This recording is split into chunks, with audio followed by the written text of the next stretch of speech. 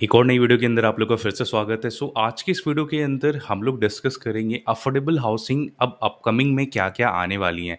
तो first of all अगर आप लोग इस चैनल पे पहली बार ही आए हो, तो चैनल के नीचे रेड कलर का सब्सक्राइब बटन दिख रहा होगा आप लोगों को। आप लोग उस सब्सक्राइब बटन को क्लिक कर लो क्योंकि इस चैनल पे मैं अफोर्डेबल हाउसिंग, लग्ज़री, फ्लोर्स सारी चीज़ें से अपडेटेड वीडियोज़ लेके आता रहता हूँ।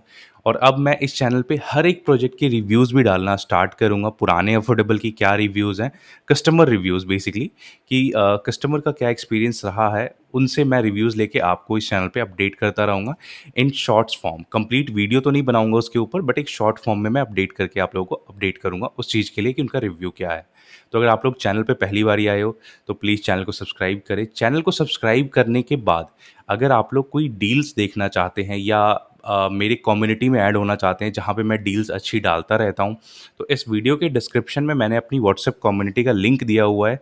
उस कम्युनिटी में आप लोग जॉइन हो जाओ। जॉइन होने का बेनिफिट आप लोगों को यही मिलेगा कि कोई भी किसी भी अफोर्डेबल प्रोजेक्ट के अंदर अगर 2-3 इन्वेंटरी आती हैं, वो सबसे पहले मैं उस कम्युनिटी में डालता हूँ, देन उसके बाद मैं एक वीडियो क्रिएट करता हूँ। तो वीडियो क्रिएट करने का जो प्रोसेस है वो 1 से 2 दिन बाद का है, बट कम्युनिटी में आपको 1 से 2 दिन के अंदर वो आ जाता है। तो ये एक छोटा-सा वीडियो मैं जो अभी अब बना रहा हूँ, ये बेसिकली रहेगा completely on upcoming affordable housing.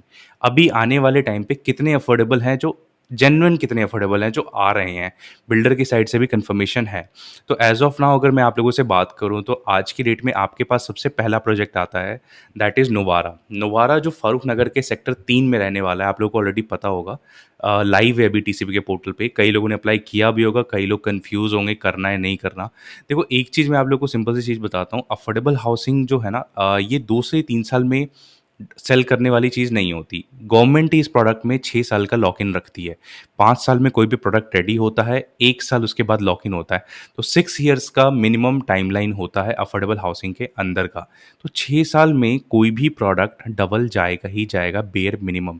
जो फ़ारूक नगर है, फ़ारूक नगर को मैं ऐसा नहीं कहूँगा कि 100% ही डबल जाएगा, बट फ़ारूक नगर डबल से थोड़ा-सा नीचे रहेगा क्योंकि डबल वाली जो गेम थी ना, वो गुड़गाँव और सोना के लिए अप्लाई होती है, नॉट फॉर फ़ारूक नगर और रेवाड़ी। रेवाड़ी के अंदर भी जिन लोगों का निकला है उनको भी मैंने एक ही चीज़ बोली है, रेवाड़ी डबल का गेम नहीं है for in next 5 to 6 years. But अगर रेवाड़ी को ही आप मोर देन 10 ईयर्स रखते हो तो वो भी डबल होगा, डबल से ज़्यादा ही जाएगा वो, क्योंकि मेन हाईवे की प्रॉपर्टी है। तो हर चीज़ आती है, हर प्रोडक्ट अपने प्रोज एंड कॉन्स के साथ होता है। तो ये आपके ऊपर है कि आपको उसका प्रोज ज़्यादा इंपॉर्टेंट है या आपको उसके कौन ज़्यादा इम्पोर्टेंट है, या आपके लिए मेजॉरिटी क्या मायने रखती है। तो ये जो वीडियो था ये अपकमिंग अफोर्डेबल का था, बट जो अभी लाइव है वो भी मैं अपडेट कर देता हूँ। तो सबसे पहला प्रोजेक्ट जो लाइव है that is Novara, sector 3 Farooq Nagar. बहुत अच्छा प्रोजेक्ट है, long term point of view से बहुत अच्छी रहेगी, क्योंकि कई लोगों को ना अभी एक चीज़ नहीं समझ आ रही, कई लोगों को आज भी एक चीज़ लग रही है कि अफोर्डेबल बहुत आने वाले हैं। इस बार अभी जो बजट आया था, आपने उसमें भी देखा गवर्नमेंट ने कोई अफोर्डेबल के लिए कोई स्पेशल बजट पास नहीं करा है। तो दैट मीन्स गवर्नमेंट खुद ही कोई एक्शन नहीं ले रही है, कुछ इंटेंशन नहीं है उनका अफोर्डेबल हाउसिंग को लेके, तो आप समझ जाओ बिल्डर्स का क्या ही इंटेंशन होगा। तो पहला तो ये। दूसरा, फ़ारूक नगर का जो प्रोडक्ट है, ठीक-ठीक प्रोडक्ट है, बहुत अच्छा नहीं कहूँगा, बहुत ख़राब नहीं कहूँगा, ठीक-ठीक प्रोडक्ट है, आपको अप्लाई करना चाहिए अगर आप फर्स्ट टाइम अप्लाई कर रहे हो। सेकंड जो प्रोडक्ट आने वाला है दैट इज़ सेक्टर 7, आरओएफ का ये अफोर्डेबल रहने वाला है, सेक्टर 7 सोना के अंदर आने वाला है। इस लोकेलिटी की अगर बात करूँ आरओएफ की, तो सेम लोकेलिटी में आज की डेट में multiple builder floor sell out हो रहे हैं in the price range of 1 crore 15 lakh to 1.5 CR, मतलब 1 करोड़ 15 लाख से लेके 1.5 करोड़ के बीच में वहाँ पे बिल्डर फ्लोर सेल आउट हो रहे हैं of plot size between 130 square yard till 179 square yard. Different plot sizes के डिफरेंट डिफरेंट प्राइसेस हैं। और प्लॉट की बात करूँ किस लोकेलिटी में प्लॉट का क्या प्राइस चल रहा है, सेक्टर 7 की बात कर रहा हूँ मैं, वहाँ पे आज की डेट में 1,10,000 रुपये का पर स्क्वायर यार्ड का रेट चल रहा है दीनदयाल के प्लॉट्स का। और लोकल कॉलोनीज़ में आप जाते हो तो रफली 50 से 60,000 रुपये गज का लोकल कॉलोनीज़ का रेट है।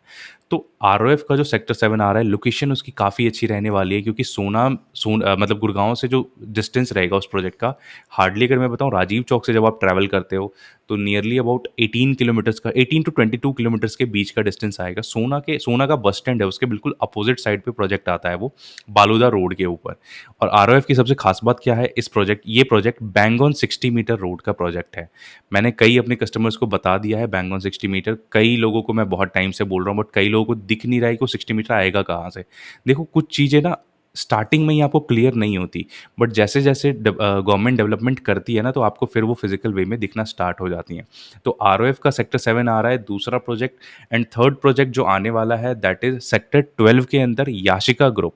करेक्ट, याशिका ग्रुप का आपने नाम सुना होगा, 104 के अंदर है याशिका, 99 के अंदर है, 109 के अंदर है, रेवाड़ी के अंदर है, मल्टीपल लोकेशंस में है ये डेवलपर।